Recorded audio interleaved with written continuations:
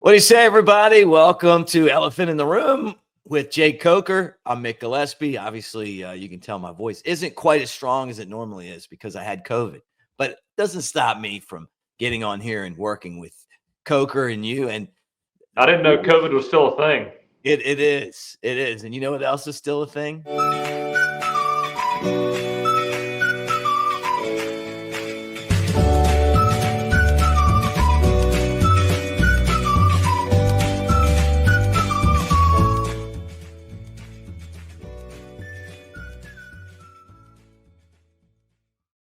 All right, there it is.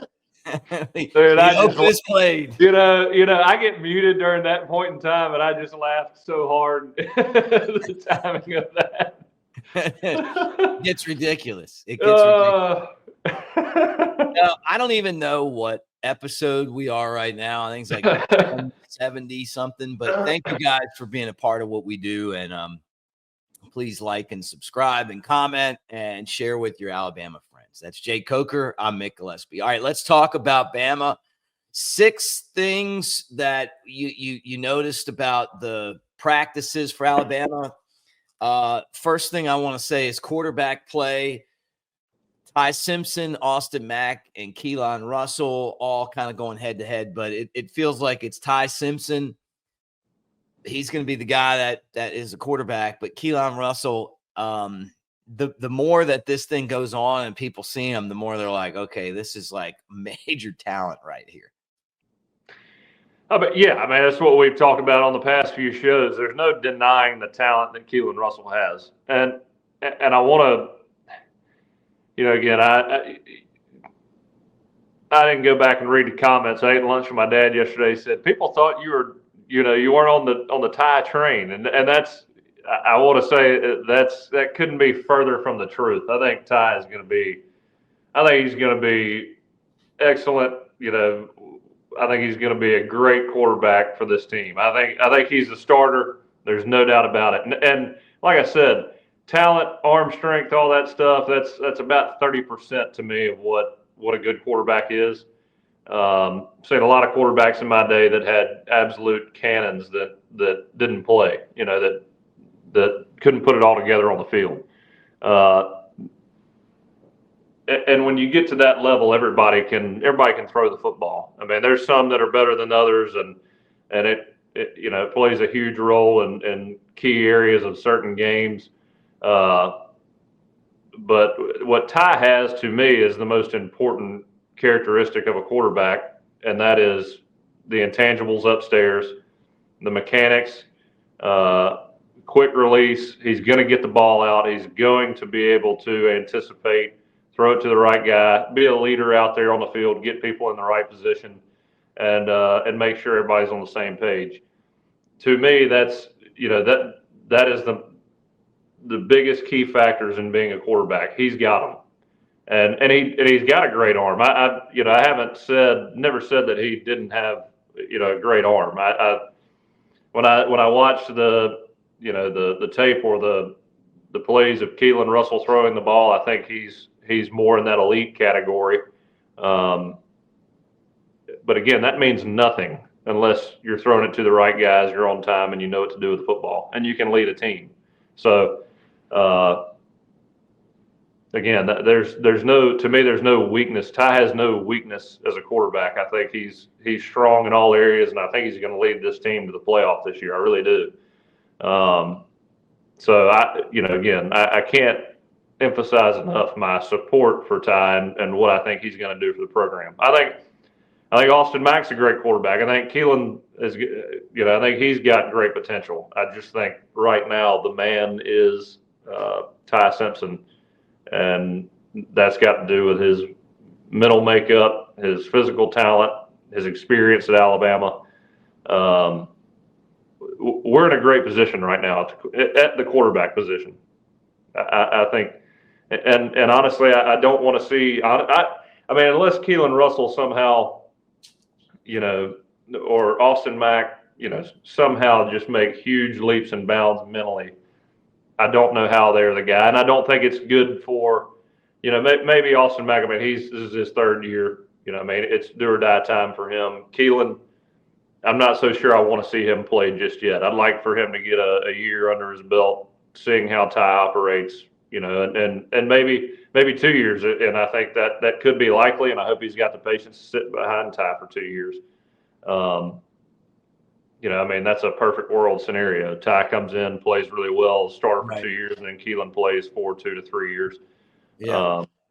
And you have continuity at that position.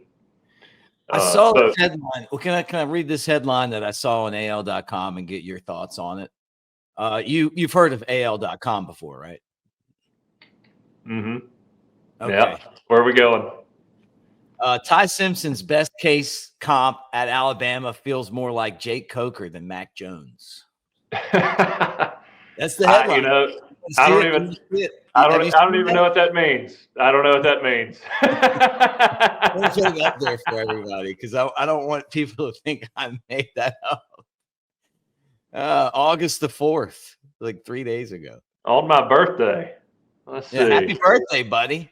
I don't think that is it. Honestly, man, I don't think that's a shot at all. I don't take it as a shot. I think what they're saying is that when you look at his size and his skill set, that the best, if he duplicated what you did, then that would be great. Like, I don't think anybody would be. I think everybody would be delighted in that.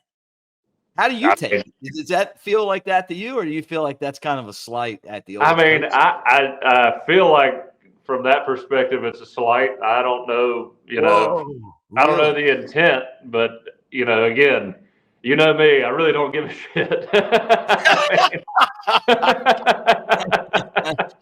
Hear that, AL.com? Who wrote that? Oh, Kevin Skarbinski.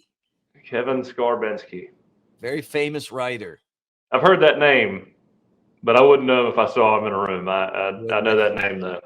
Yeah, very famous name. I know the name and face. Yeah, I don't. Yeah. I don't take that as a. I don't take that. And this is just my perspective. I mean, yours matters more. I mean, he's talking about, but I don't. I think like. I think what they're saying is that if he had your type of season, then that would, I mean, to reach those heights would be a huge success. That's the way I read it. But I mean, you won a national championship. Yeah, I mean, again, I just don't know. I don't know what. I'd have to read the article to see what he's getting at. But right, you feel like people take shots at you sometimes. I mean, I haven't had somebody come up to me to my face and say, "Hey, man, you sucked at Alabama." But I mean, every now and then you'll get tagged in a Twitter post where you're like, "What the hell?" Listen, let me send Skarbinski a message. If this was meant as an insult, just watch the highlight of Bama versus Texas A&M. If you run into this guy at the Red Elephant Club, get the hell out of the way. Just go over there. Run out of bounds, Skarbinski. Yeah. You look like with this haircut and the jacket on and everything, he wouldn't expect you to do anything like that.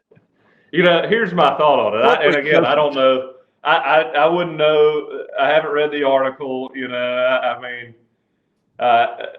Again, if it is a shot, again, I got to play for Alabama. I won a national championship there. It was a dream of mine, and I'm good with it. So, I mean, you say what you want, but it is what it is. What if Ty Simpson, if the best that Ty Simpson does is kind of equal the career that you had? I mean, what would you say to that? I mean, depending on what his goals are, I would hope that he would, make a lot of money in the NFL, but hope he won a national championship. Right. I hope he'd make more money in the NFL than I did, but I would hope he would win a national championship. I mean, that would be my hope for him. I mean, look, the season ended the way that I wanted it to end. I got everything out of it that I wanted to. Mm-hmm. And, I mean, if you're drafted high in the NFL and you've got money up front, I think that's a great path. If you're, an undrafted free agent, you're bouncing around, want to start a family, I mean, that's a tough go. And so, I mean, probably could have bounced around a little bit, tried to make it work. But when I was done and when I had to have that knee surgery in Arizona, I was just ready to call it a day and figure out what the next move was. So. Right. You didn't want to be one of these guys having injury issues in your entire life where you could, as much as you play golf, like where it's like, hey, yeah, that's right. The subtle around. shots, man. You got those down. You got those down. I'm just messing with you. I totally, and I'm being serious. I totally look at that as look, if Bama got that out of Ty Simpson, right? And I don't care what he does in the NFL. I hope he does great, right? But what I care about is Alabama games. I want Alabama to win football games like you did. And I want him to have a huge amount of success. And all the guys, whether it be Keelan Russell or Austin Mack. But I just think that the similarities are like you guys are both about the same size. You have similar styles of football. You're a lot more athletic than people probably give you credit for, right? I mean, he can run, you could run. But at first glance, see a couple tall white guys and you're not thinking, hey, this guy's going to run me over. I think Ty's going to be, look, man, I think that seriously, I've thought kind of the same thing. Like there's similarities there between your guys' makeup, right? And if he has a career that mirrors yours and Bama wins a national championship, he'll go down as a legend.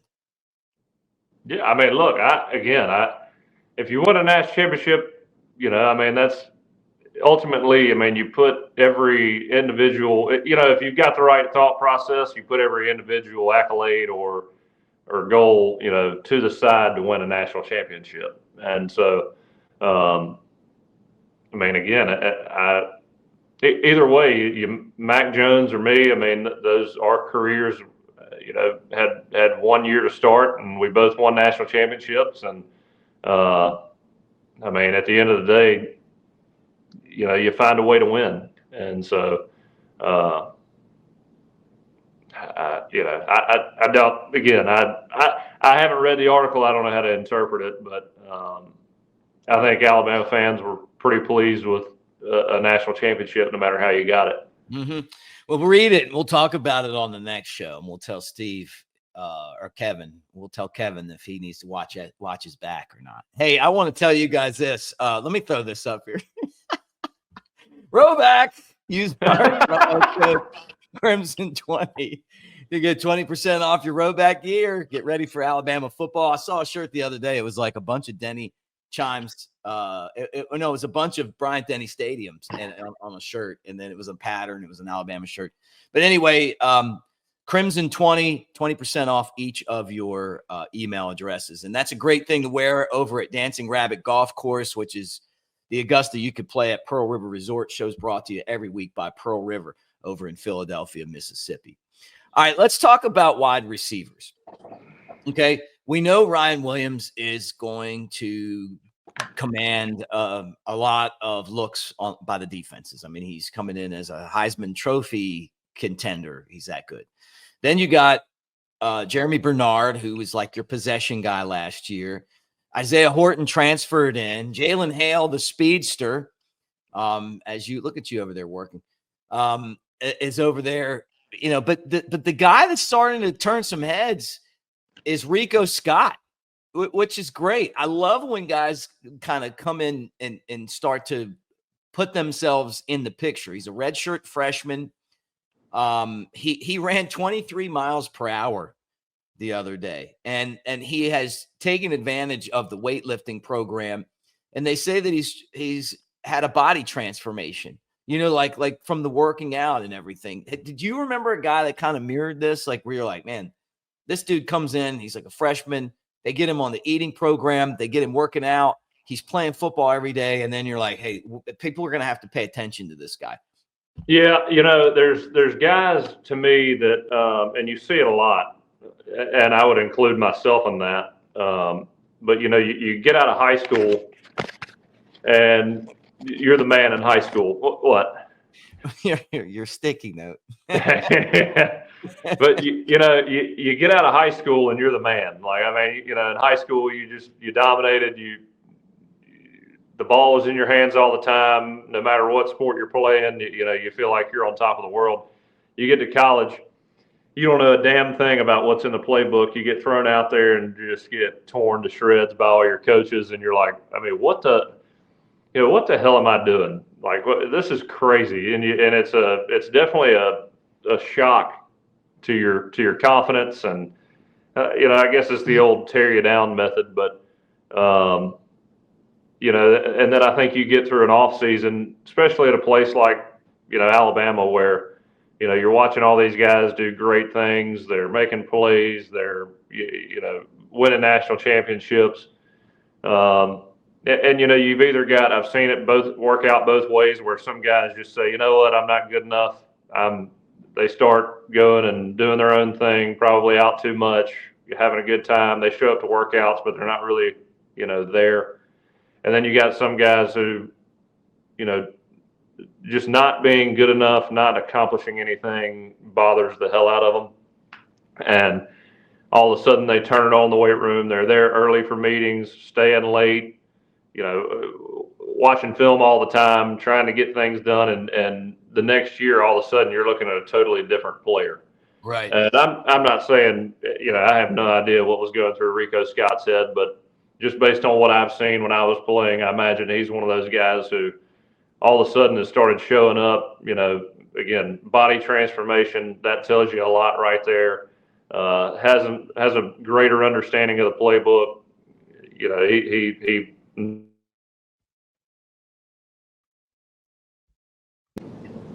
He's showing that he knows how to use his body and get open. Being on the same page with the quarterbacks, he's obviously spent a lot of time with Ty and Keelan and Austin, and they believe in where he's going to be and put trust in him. And when you see guys show up week one of camp doing all those things, it's got to make you proud of the guy, because he's been putting in the work, but also you trust him moving forward, because he's got an understanding of what you want from him. And so, couldn't be prouder of him, because even if he isn't the guy this year, or maybe he's not the number one ever, and he may be, again, don't take that too seriously, but if he gets there, he's put in the work and he's getting better, and he's doing the right things, the right little things. So you love to see that. You talk about Ryan Williams, Jeremy Bernard. I think I've spent a ton of time talking about Jeremy Bernard, and I think he's probably the leader in that receiver room, just given his experience with the current coaching staff and watching him last year. Like I've said before, use his body, understanding leverage, getting open, being in the right spot. He's taking the right angles. Ryan, we did that podcast with him. Spoke to him a lot about the culture of the team now, what they want, their goals. Love to hear all that. Sounds like he's put in a lot of work in the off season. Not a guy who plays around too much. Has a good time, but doesn't sound like he's a guy who gets out of hand and has too much fun. He's pretty locked in. So still want to see it on Saturdays, but he seems like his head is in the right place, and he's, again, you don't hear a whole lot of hype about him right now. Like anybody's surprised, because he is who he is. I think he's gotten bigger. I think he's can use his body and be a lot more physical this year. And I think he's going to have the year that we all expect him to have. Whether that's a Heisman year, I'd love to see it, but you never know in that realm. Isaiah Horton, don't know a ton about Isaiah Horton. I hadn't seen too much of him. I know the hype when he came in, everybody was really excited, but I probably need to do more homework on him. Jalen Hale, he's been a guy I've been excited about since he got to Alabama. He's always seemed to be one of those young guys who has a good head on his shoulders, seems to understand the game, and is in the right spot. I'm waiting on him to really have a breakout year, to be honest with you. And it may be tough with these other three guys around, but I really want to see him hang in there and have a good year at Alabama, because I think he's got what it takes to be. Gosh, who is that guy? I think he's going to be like, God, what's his name? It's so embarrassing. Was the playmaker. I mean, I used to see him in Tuscaloosa all the time. Was the playmaker, the go-to guy for AJ. If he saw this, he'd be pissed at me for not. Amari Cooper? No. I'll think of it in a second. Yeah, the people in the comments will know. Right. People watching, and I'll think of it here in a second.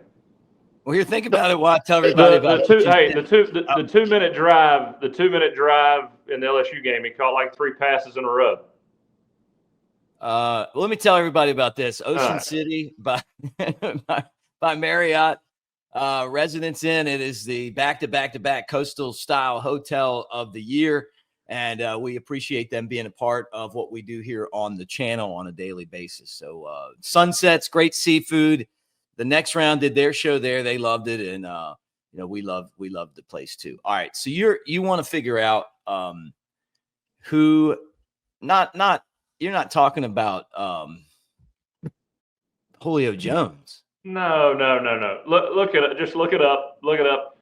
The 2 minute drive in like 2011 when AJ hit him 3 times. I mean, basically caught every ball except for the TJ Yeldon touchdown. Right. I mean, I'm so embarrassed that I'm having this brain fart right now. But finish your point. I'm going to look it up because before we run out of time. But he reminds me of that guy that you can trust. He's, we used to watch film on him all the time. Lane would talk about he's one of the best receivers that's ever come out of Alabama, but he is just so underappreciated. My gosh, see his face. And by the way, I'm the worst person with names you've ever met. Yeah. And I know him. It's like, I mean, it's crazy.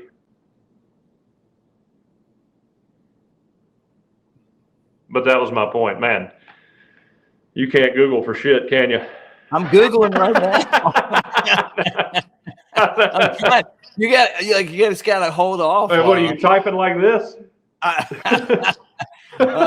I'm like, okay. What are we doing here? Kevin Norwood. Yes, Jesus. My gosh. Good Lord. Well, there's only been like 1,000 great wide receivers, but Norwood was awesome. Yeah, he was. Yeah. Well, we figured that out. People probably like, Norwood. It's Norwood. Probably the most underrated receiver. I mean, I think probably the most underrated receiver, underappreciated receiver at Alabama. Didn't have. I mean, I think he played 3 years in the league or something like that. But right. I mean, one of the best, great guy, and then again, one of the best, most reliable receivers on the field. I'm hoping that's where our boy Jalen Hill gets. Well, look, I got some good news and I've got some bad news. The good news is we'll be back later this week. The bad news is that we've hit our time for today. But I will tell you guys this. We're brought to you by Pearl River Resort. The two of us will be down there in the middle of the month, and we want you guys to go too. Timeout Sports Lounge. It's the sports book you can play without having to go all the way to Vegas. Right there in Golden Moon Casino. You got Dancing Rabbit Golf Club, which is amazing. You don't need a membership. It's the Augusta you can play with 2 amazing courses, the Azaleas and the Oaks, Philip M. Steakhouse, which I know we'll be getting a tomahawk steak here really soon. But thank you guys, and roll tide.